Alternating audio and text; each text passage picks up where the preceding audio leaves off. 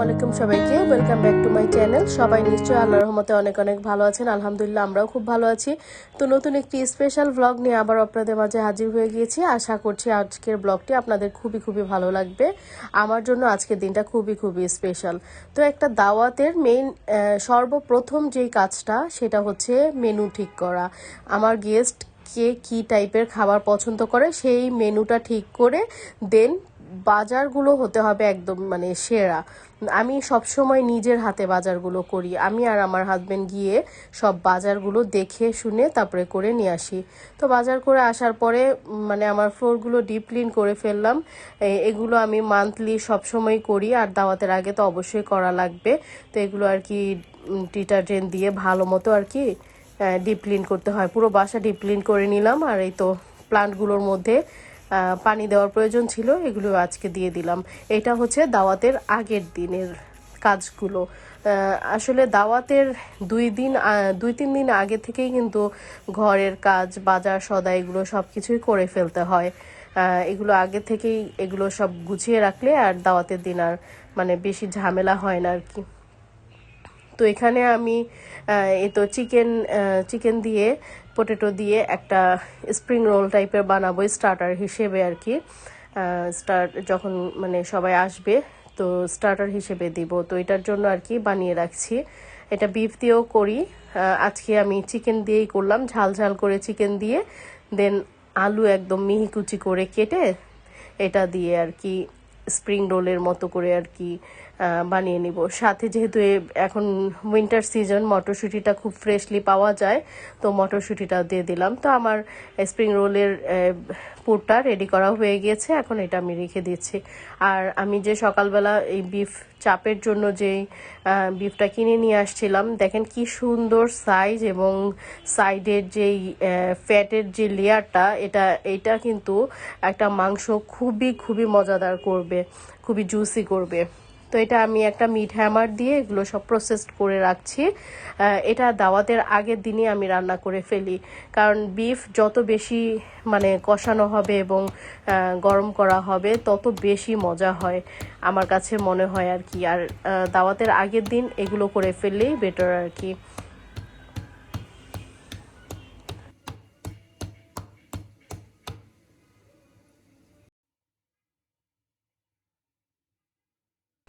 আপনার বাসায় কোন গেস্ট আসবেন, তারা কি ধরনের খাবার পছন্দ করেন অবশ্যই আপনার জানা উচিত এবং মানে জানাটা দরকার। অনেকেই দেখা যায় যে পোলাও রোস্টের সাথে সাথে ভর্তা ভাজি এইগুলো খুব পছন্দ করে, যেমন শুটকির ভর্তা, বিভিন্ন ধরনের ভর্তা, করলা ভাজি, ছোট মাছ, হ্যাঁ এগুলো খাবারগুলো খুব পছন্দ করে। অনেকে আবার জাস্ট মানে ভর্তাটা ডিসলাইক করে, দেখা যায় যে শুধু পোলাও রোস্ট এইগুলোই রেজালা এইসব মানে বিয়ে বাড়ি যে খাবারগুলো এগুলো পছন্দ করে। আবার অনেকেই দেখা যায় যে সি ফুড, তারপরে হচ্ছে চাইনিজ আইটেমগুলো, কোরিয়ান ফুড এইসব খাবারগুলো পছন্দ করে। তো এখানে যেহেতু আমার চাচা, ছোট চাচা চাচি, আমার চাচাতো ভাই এবং চাচাতো ভাইয়ের ওয়াইফ হিমি, তারপরে আমার ছোট ভাই, তারপরে অদ্রি, আমার ভাইয়ের ওয়াইফ, সবাই আর কি আমাদের নিজের ঘরের মানুষই সবাই মানে আসছে। তো ওরা সবাই সি ফুড লাইক করে এবং মানে যা যা লাইক করে সেইগুলোর আমি একটা লিস্ট বানিয়ে ওইভাবে করেই বাজার করে দেন এগুলো প্রিপারেশন করছি। এখানে আমি চিকেন কিমা করে ব্লেন্ডারে এটা আফগানি মালাই কাবাবের জন্য যে কাবাবটা, সেই কাবাবটা রেডি করছি।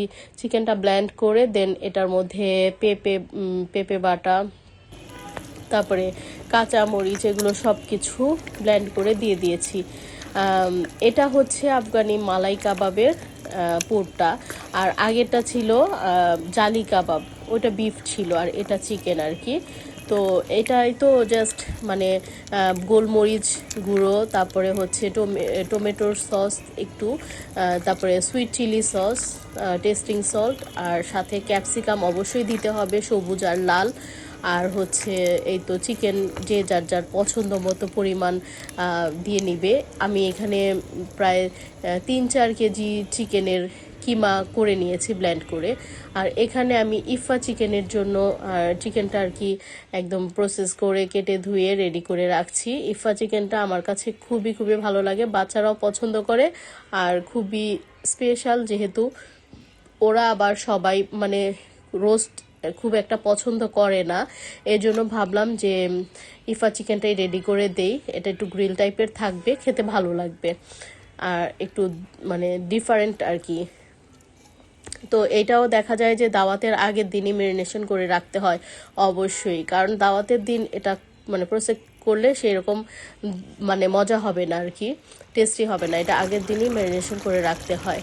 তো এই তো বিফ চাপটা আমার মোটামুটি রান্না করা হয়ে যাচ্ছে। তো এখানে আমি কাঁচা মরিচ বেশি করে ছেঁচে দিয়েছি আর আলুর বোখারা আর কি দিয়ে দিয়েছি। নর্মালি আপনারা যেভাবে করে মাংস রান্না করেন আদা রসুন বাটা হলুদ মরিচ লবণ এগুলো দিয়েই জাস্ট এভাবেই, শুধু এক্সট্রা আর কি কাঁচামরিচ ছেঁচাটা দেই, আলুর বোখারাটা দেই, আর লাস্টলি টমেটোর সস একটু করে দিয়ে দেই। তো বিফ চাপটা এত বেশি মজা হয় মানে কি বলবো, আলহামদুলিল্লাহ খাবারগুলো অনেক বেশি মজা হয়েছিল। আর এদিকে আমি চিকেন শাকলিকের জন্য আমি চিকেনগুলো কিউব কিউব করে কেটে এগুলো ম্যারিনেশন করে রেখে দিচ্ছি। এই চিকেন ম্যারিনেশনের সব কিছু আমার চ্যানেলে সবসময় দেওয়া থাকে, ওগুলো একটু চেক করে দেখে নেবেন সবাই। আর এই তো এখানে আমি লামিয়াকে জালি কাবাবের এই কোটিংটা আমি করতে দিয়েছি, কারণ আমি এখন একটু আমি আর আমার হাজব্যান্ড বাইরে যাব এই ফ্লাওয়ার আনার জন্য। তো এই জন্য ওকে এই কাজের দায়িত্বটা দিয়ে দিলাম। লামিয়া এই কাবাবগুলো বানিয়েছে আর রাতে সুশিটা রেডি করবে। তাই তো আমি ফ্লাওয়ার শপে চলে আসছি, ধানমন্ডিতেই আমাদের বাসার কাছাকাছি চলে আসলাম। তো ওদের পিকচার দেখিয়ে দিয়েছি যে এরকম করে করে দিতে হবে, তো ওরা আর কি জাস্ট ফ্লাওয়ার দিয়ে অ্যারেঞ্জ করে দিল। খুব সুন্দর হয়েছে, খুব শর্ট টাইমের মধ্যে খুব সুন্দর করে ফ্লাওয়ারটা করে রেডি করে রেখেছে।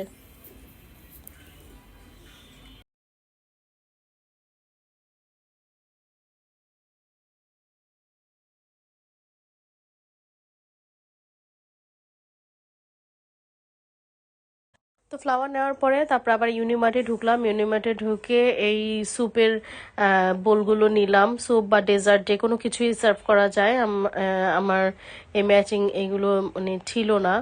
আর হচ্ছে এই ডিশটা, পোলাও ডিশটা খুব পছন্দ হলো আর আমার হাজব্যান্ডও খুব পছন্দ করলো, পরে ওইটা নিয়ে নিলাম। এই যে সাদা আর এই যে ম্যাজেন্টা কালারের মধ্যে এই দুইটা ফ্লাওয়ারের কম্বিনেশন করেই করেছি যেন একটু হাইলাইট হয়। ওদের কাছে অন্য কোনো কালার ছিল না এই ফ্লাওয়ারটার মধ্যে, এই ম্যাজেন্টা কালার ছিল, এর জন্য ম্যাজেন্টা কালার দিয়েই করেছি। তো এই তো আমি আর আমার হাজব্যান্ড মিলে এই টেবিল আর্টটা সাজিয়ে নিচ্ছি। তো আমার কাছে যা যা মানে আইডিয়া ছিল এইগুলো দিয়েই আমি মানে করে নিয়েছি।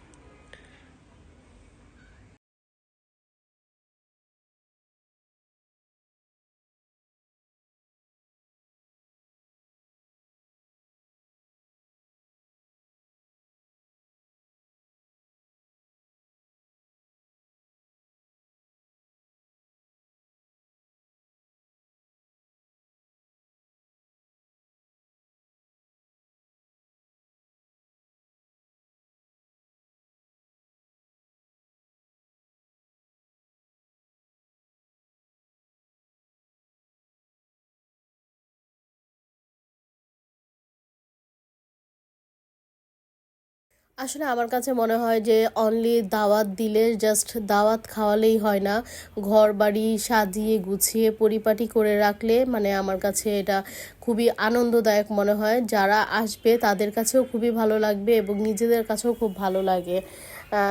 আসলে খাওয়ার ব্যাপারটা খুবই ইম্পর্টেন্ট না? তো এখানে আমি কিভাবে মানে গেস্টদের ওয়েলকামিং করলাম সেটাই অনেক মুখ্য ব্যাপার। তো আমার কাছে মানে এই সবগুলো আমি মানে একতালে করার চেষ্টা করি, মানে যতটুকু সম্ভব হয় আল্লাহ যতটুকু তৌফিকে দিয়েছে ততটুকুই করি। এবং আল্লাহ যেন আমাদেরকে সুস্থ সবল রাখে, যেন সব সময় আমরা সবাইকে করতে পারি। আমাদের জন্য দোয়া করবেন, কারণ আগে যেই রকম মানে কাজের স্পিডটা ছিল মানে এখন মানে করতে গেলে দেখা যায় যে মানে খুবই সিক হয়ে যায় শরীর, মানে এত বেশি সিক হয়ে গিয়েছে ইদানিং যে মানে কাজ করলে মানে অনেক বেশি টায়ার্ড হয়ে যায় আসলে, কিন্তু এগুলো দেখা যায় যে মনের আনন্দেই করি। তো এদিকে লামিয়া আবার সুশির জন্য ডিমটা রেডি করে নিয়েছে। এই কাজটা খুবই নিখুঁতভাবে করতে হয়, তো অলওয়েজ এগুলো লামিয়েই করে। আমি জাস্ট রাইসটা রেডি করে দেই আর হচ্ছে চিকেনটা রেডি করে দেই। চিকেনটা এই তো বুদক রামেন সস দিয়ে আমরা রেডি করি, সবসময় স্পাইসি হয়। এই তো তো এই তো রাত্রের গুছানোর কাজগুলো রাত্রেই কমপ্লিট করে ফেলি, যত মানে রাতই হোক। মানে এই ডেকোরেশনের কাজগুলো অবশ্যই দাওয়াতের 1-2 দিন আগে করে ফেলা বেটার। তো আমার ডেকোরেশনটা কেমন হয়েছে অবশ্যই কমেন্ট করে আপনারা জানাবেন।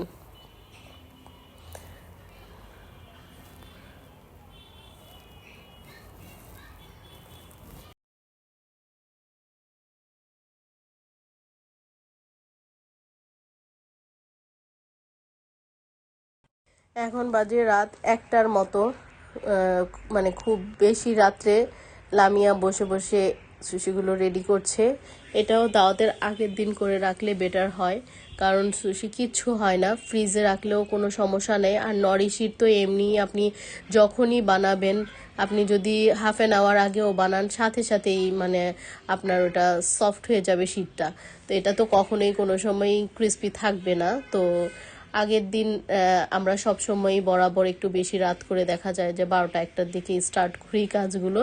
তো করে তো এগুলো রেডি করে পুরো ডিশের মধ্যে পরে র্যাপ করে এটা বাইরে রাখলেও সমস্যা নাই, ঠান্ডার দিন থাকলে বাইরে রাখলেও কোনো প্রবলেম হয় না। আর যদি গরম মানে গরমের দিন হয় তো তখন ফ্রিজে রেখে দেই। জাস্ট গেস্ট আসার 1-2 ঘন্টা আগে বের করে একটু গরম করে নিলেই হয়।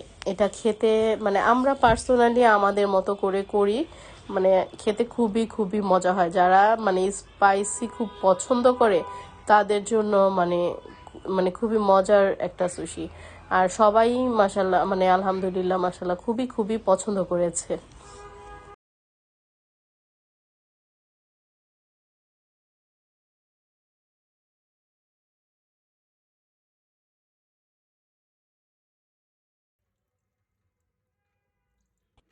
তো এটা হচ্ছে দাওয়াতের দিন সকালবেলা। আমি সকাল 7:30টার দিকেই ঘুম থেকে উঠে গিয়েছি, কারণ দাওয়াতের দিন আমার মাথার মধ্যে কাজই ঘুরতে থাকে যে আমার এগুলো টাইম মতো সবকিছু শেষ করতে হবে। তাছাড়া আবার যেহেতু আমার মানে হেল্পিং হ্যান্ড তো ছোটা, তো আসলে দেখা যায় যে ওরা ওদের টাইম মতো আসে আবার চলে যায়। তো এইগুলি তখন তো কিচেন টিচেন একদম ডার্টি হয়ে থাকে, এই জন্য এইগুলো জিনিসগুলো আগে ভাগেই করতে হয়। তো এই তো কালামারি রিংগুলো আমি এখন এই তো পানির মধ্যে বয়েল করে নিব। সবগুলো সি ফুডই ক্লিন করে প্রসেসড করে এগুলো সব কিছু বয়েল করে নিব। বয়েল করে তারপরে কিছুক্ষণ পরে এগুলো রান্না করে ফেলবো। বয়েল করে রাখলে মানে গেস্ট আসার 1-2 ঘন্টা আগেও রান্না করা যায়। এটা খুব খুব বেশি ঝামেলা না। জাস্ট ঝামেলা হচ্ছে সি ফুডগুলো ক্লিন করা, মানে মারাত্মক লেভেলের কষ্ট এগুলো। মানে আমার দাঁড়িয়ে মানে থেকে থেকে এগুলো ক্লিন করতে করতে মানে বিশেষ করে অক্টোপাসটা তো ক্লিন করা খুবই খুবই টাফ। মানে অনেক সময় লাগে, খুব সময় নিয়ে এগুলো মানে ক্লিন করতে হয়। এইটা রান্না করা খুবই খুবই ইজি, একদম আপনার 15 থেকে 20 মিনিটের মধ্যেই রান্না হয়ে যাবে, সবগুলো ইনগ্রিডিয়েন্টস যদি মানে রেডি থাকে। তো সি ফুডের মধ্যে ফার্স্টে এই তো রসুনটা ভাজার পরে তখন আমি মাশরুমটা দিয়ে দিই। মাশরুমটা মানে সটে করা হয়ে গেলে তারপরে চিংড়ি মাছটা দিয়ে দেই। চিংড়ি মাছটা দিয়ে দেন চিংড়ি মাছটা উঠিয়ে ফেলি, কারণ চিংড়ি মাছটা তো এমনি একটু সফট থাকে। তো এটা যদি ফুল সি ফুডটা রান্না করা পর্যন্ত চিংড়ি মাছটা থাকে, তখন চিংড়ি মাছগুলো ভেঙে ভেঙে যাবে। এর জন্য চিংড়ি মাছটা মোটামুটি রান্না করা হয়ে গেলে একটা প্লেটের মধ্যে তুলে ফেলবেন। তারপরে সিফুডগুলো এই সসটার মধ্যে সিফুডগুলো ঢেলে দিয়ে দিবেন। সিফুডগুলো ঢেলে দিয়ে জাস্ট মিক্সিং করে নিলেই হবে। এইখানে আমার ঘরে যত ধরনের সস ছিল সব ধরনের সস দিয়েছি। তো এখানে এই যে আফগানি মালাই কাবাবের যে কাবাবটা, ওইটাও আমার ভাজা হয়ে গিয়েছে, এটাও আমি এখন রান্না করে ফেলবো। এদিকে সিফুড বসিয়ে দিয়েছি, এদিকে যে চিংড়ি মাছগুলো আলাদা করে রেখেছি। তো এখানে যেহেতু সুইট কর্নের সিজন, সুইট কর্ন তো দিতেই হবে, একটা দুইটা সুইট কর্ন দিয়ে দিয়েছি। আর এই তো ফিশ সস, পরিমাণ মতো ফিশ সস দিতে হবে, মানে আপনার ঘরে যা যা যাবতীয় সস আছে সব কিছু দিবেন। সয়া সস, ওয়েস্টার সস, তারপরে fish sauce, sweet chilli sauce, just chilli sauce, barbecue sauce, তারপরে টেরিয়াকি সস, তারপরে হচ্ছে মানে সিরাচা সস, এই তো বুদক রামেন সসটা তো মাস্ট বি দিতেই হবে। এইটা না দিলে মানে আমার সি ফুডের সবচেয়ে মানে মজার এই সসটা দিয়েই মানে মজা হয়। এটা বেশি করে দিতে হবে, যে যতটুকু ঝাল পছন্দ করেন। এটা দিলে কিন্তু খুবই খুবই স্পাইসি আর খুবই খুবই টেস্টি হয়। তো এই তো সব ধরনের বারবিকিউ সসটাও দিতে হবে, তাহলে একটা মানে অনেক মজার একটা ফ্লেভার আসে। তো এগুলো স্কিপ করা যাবে না কোনোভাবেই। তো আর এই তো লবণ পরিমাণ মতো দিয়ে তারপরে রান্না করে নেবেন। আর টোটালি সি ফুডটা বাটারে রান্না করতে হবে, কোনো রকম তেল ইউজ করা যাবে না, তাহলে একটা বাটারি বাটারি ফ্লেভার থাকবে। তো এই তো এখানে আমার আফগানি মালাই কাবাবের যেই গ্রেভিটা, ওই গ্রেভিটা রেডি করা হয়ে গেছে। এই গ্রেভিটার মধ্যে কাবাবগুলো ভেজে দিয়েছি। আগের বার আমি এটা কাবাবগুলো স্টিম করে নিয়েছিলাম। এটা স্টিমও করা যায়, যেমন আগের দিন রাতে যদি আপনি এটা স্টিম করে রেখে দেন কাবাবগুলো সাইজ করে, তারপরে যে জাস্ট গ্রেভিটার মধ্যে দিয়ে দিলেই হবে। আর যদি মনে করেন দাওয়াতের দিন রেডি করবেন, তখন এটা ভেজে জাস্ট গ্রেভিটার মধ্যে দিয়ে দিলেই হবে।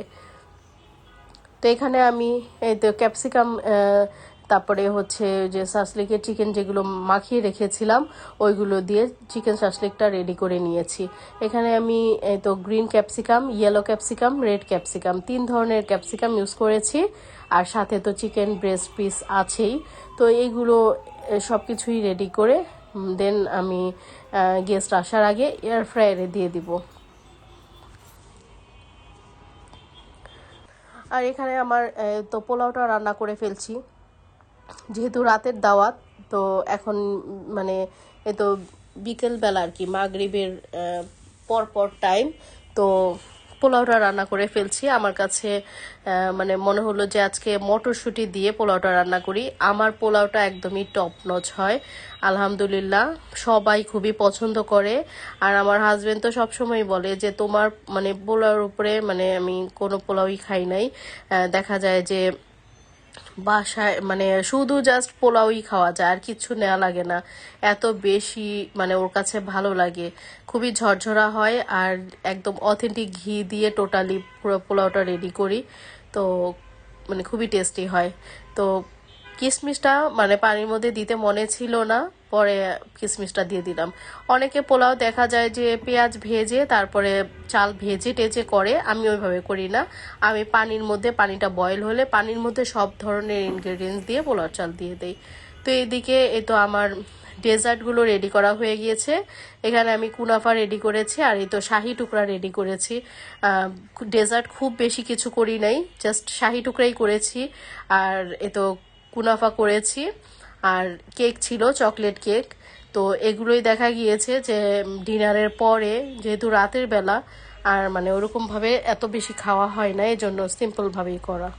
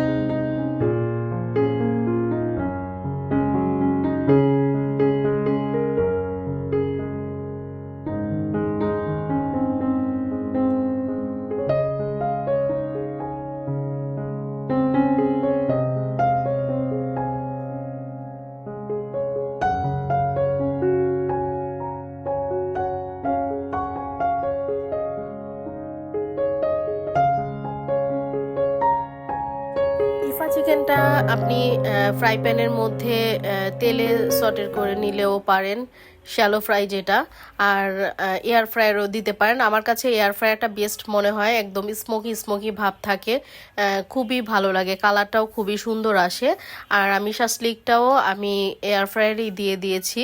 আমার কাছে তেলে মানে দিয়ে ভাজার চেয়ে এয়ার ফ্রায়ারে আমার কাছে বেস্ট মনে হয়। জাস্ট ঘি ব্রাশ করে নিয়ে এয়ার ফ্রায়ারে দিয়ে দেই। তো এই তো সি ফুড বয়েলটাও রেডি করা হয়ে গেছে। এখন আমি সব এক এক করে ডিশের মধ্যে সাজিয়ে নিচ্ছি। এটার স্মেলে মানে বাড়ি ঘর এত সুন্দর মানে স্মেল হচ্ছিল সি ফুডটায়।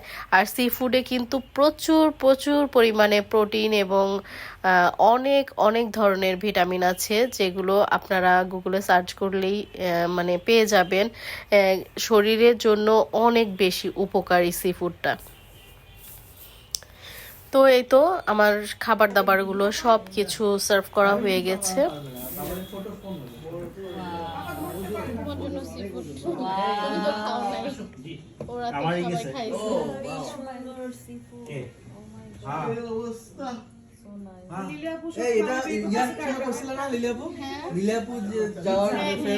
তোমাদের খাওয়ালাম যে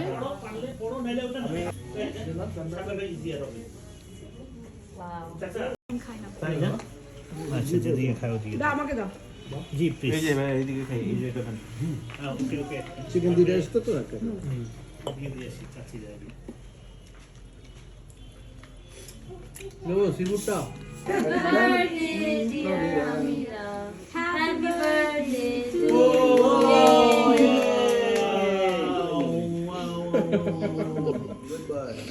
থ্যাংক ইউ থ্যাংক ইউ। কাটো। Nice nice nice. এইবার চকলেট খেতে পারবে জানে। পারমিটেড নাও, পারমিটেড কেটে ফেলছে এখন। মানে ওকে ওকে ইটস ওকে বাবা, ইটস ওকে। সবাইকে দিতে হবে তো বাবা এখন। হ্যাঁ দাঁড়া দাঁড়া, এই যে দিচ্ছি এই যে বাবা দিচ্ছি, ওয়েট। কেক খাও।